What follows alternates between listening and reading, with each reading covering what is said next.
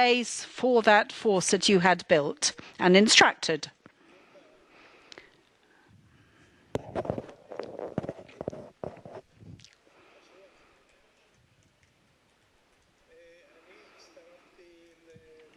I joined the General Staff about 6 weeks before the war broke out.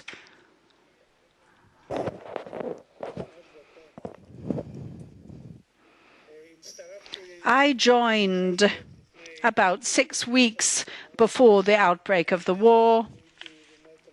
Before that, I had the tank Merkava team, and then on the 23rd of August, I joined the General Staff, 73.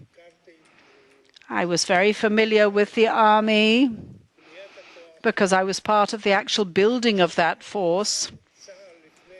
And the IDF before the Yom Kippur War, one has to try and envision based on those heroes of the Six-Day War. The Six-Day War basically was the Air Force and the tanks, the armored forces. They were the heroes of the Six-Day War, and they brought us the glory of the Six-Day War. And the feeling was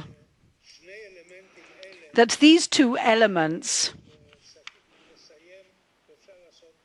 with the help of these two, we'll be able to conclude any wars, we'll be able to strike back.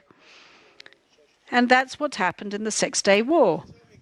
As a result of that, there was a kind of bias in the IDF towards these two powers within. In other words, we're talking about the air and our tank command, and the sort of the ratio between them and the infantry and the ground forces.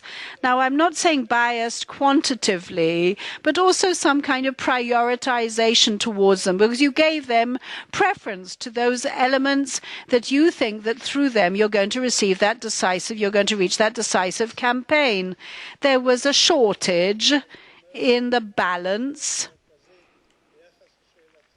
vis-a-vis your question, the lack of balance from the point of view of the actual building of the IDF forces. In other words, there weren't enough infantry, ground forces, and there was always a shortage amongst those who depended only on the two that I mentioned. They didn't realize that many changes had taken place in two specific fields. In other words, the anti-war air missiles and and surface-to-air missiles. They didn't realize how much progress had taken place since the Six-Day War. It's not as if we didn't have information about that. At least if we're talking about the anti-tank missiles, we had enough information and also intel, but also against the surface-to-air missiles. We did have sufficient, but we didn't believe that it was really something that had been achievable by the others. And after the Yom Kippur War, I actually wanted to draw conclusions, and I went to start inquiring to see what had we known about the anti-tank missiles. And there had been about 20 or 30 intelligence reports about the anti-tank missiles after the technical descriptions of these anti-tank missiles and their effectivity, the organization within the units, and the training with these missiles. In other words, everything was written down. Everything was in our hands, but it was actually put into little safes by the safes that belonged to the commanders of these various units, who said, because it said highly confidential on them. So they hadn't been analyzed, and people didn't really know what should be done with that information. But you're saying that there was knowledge that people did know, and there was the Bandigo plan, wherein cannons from the Suez Canal would actually be able to hit at these batteries of the anti-tank missiles.